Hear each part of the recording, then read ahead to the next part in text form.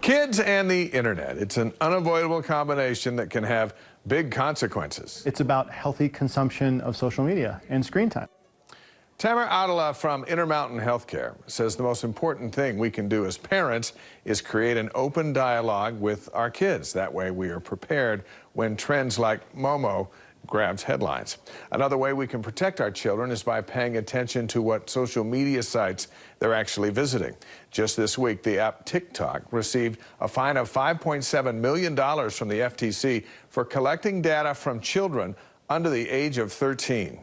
The popular video site YouTube also making changes to protect younger users. The company announcing that it will disable comments on most of the videos that feature young children and will do the same for some that feature older kids as well. The move comes as a way to decrease the risk of attracting predatory behavior on the site and after the discovery that a pedophile ring was using YouTube's comments to find and share clips showing young children that were partially undressed. Deanie? One simple way we can protect our young children is by limiting the amount of screen time they have. Screen time for kids under the age of 2 has doubled since 1997, according to the Journal of the American Medical Association Pediatrics. It's a concerning trend because infants and toddlers could be missing out on developing important skills. Some kiddos are entering preschool and kindergarten and they don't know how to write their name. They don't know how to formulate a letter A. They don't know how to hold that pencil or that crayon correctly because they've never really done it. Doctors say avoid screen time altogether for babies under 18 months and limit screen time to 1 hour a day of high-quality programming ages 2 to 5. All right, so what steps can we take to protect our older children? I'll stand in front of a group of 8th graders in Salt Lake County and say, how many of this week have had a photo come on your phone, maybe you didn't pass or share, but maybe just was sent to you this week, and 90% of the hands will go up. In just a few moments here, find out what's really going on with teens and their phones and the action parents can take. Something to consider here. Do you know what your kids are doing on their phones? It's a topic that KSL investigators recently looked into and got results. Yeah, Dave Deanie, in November, we surveyed hundreds of parents and teens with questions like, have you been bullied? Or have you ever sent or received a nude photo? Well, take a look at the results. Pop quiz for you. Who's got a teenager? Okay, that's a lot of hands. All right, whose teens use social media? Almost everyone? All right, good, good. Now, who knows exactly what your teen is doing online? Now, wait a second, don't tell me because we actually have some answers for you. The KSL investigators sent out a survey to hundreds of Utah teens and parents. We wanted to know what kids are saying about social media versus what parents think they know. Here are the players. All the kids are between 13 to 17 years old. About half, 47%, are in high school. The other half are in junior high or middle school. And most of them are girls. Oh, and let's introduce you. What do teenagers think about Facebook? Old people. To this group. Annika, Katrina, Anthony, Liza, and Belle. 5 teens brave enough. What would shock your parents? To answer some tough questions. That you see or that you do? Both. Oh, man. All right, Anthony, we're going to get back to that one. But first, let's talk stranger danger. In the survey, only 34% of parents in our survey said their teen has talked online to somebody they do not know. But 47% of teens admitted to doing it.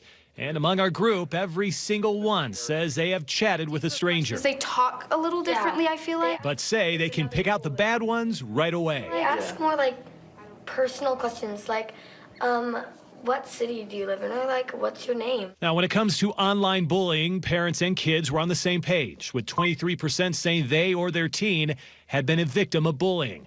When asked to explain, responses included. I get called names. And someone posted a video making fun of my voice. But even worse, some girls kept telling me I was worthless and I should kill myself. If you ask our group, I've been told that. I've been told it too. That happens all the time. And they were like, the world would be better without you. You should go kill yourself. Like, I'll buy you a gun. I'll kill you myself. I'm like, what? So, who's doing the bullying? In the survey, 17% of parents said their child had done it.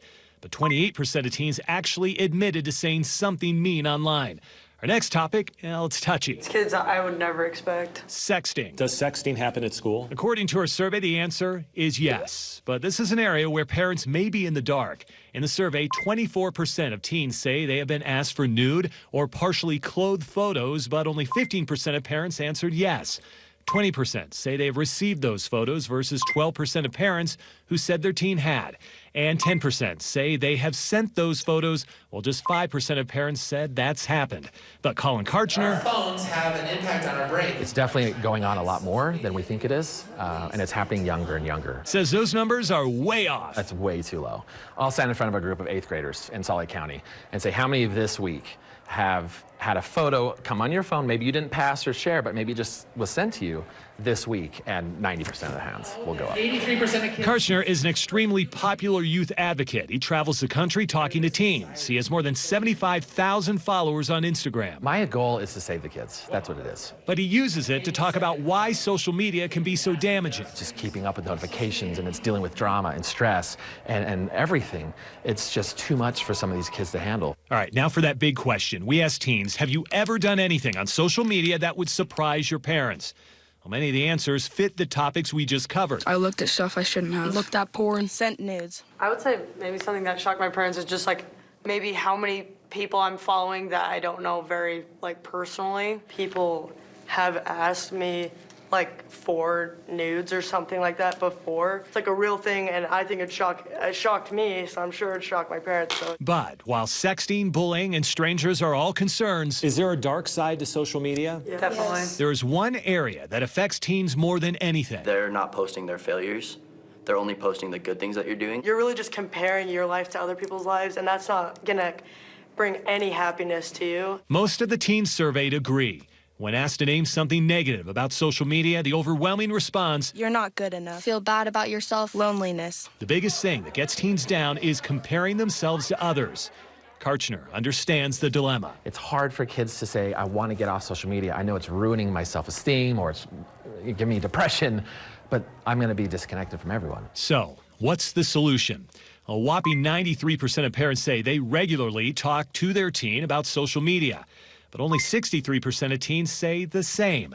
When asked what would make you feel more comfortable sharing more, If they didn't judge me, here's what parents need to hear. less fear of consequences. If they would relax and just listen before they start yelling at me about how I messed up. How do I get them to open up to me? When I say, why don't you talk to mom? Why don't you talk to dad about this? Number one response, if I do, they'll take my phone. Karchner and the teens we surveyed had the same advice for parents. If I'm forced not to, that makes me want to. Shame and punishment does not work. Instead, in a world where teens are always connected, make sure they're also connected to you. And so I tell parents, I say, we have to turn this phone. It has to stop being the pawn, the dance of I give and I take, and this is reward and punishment.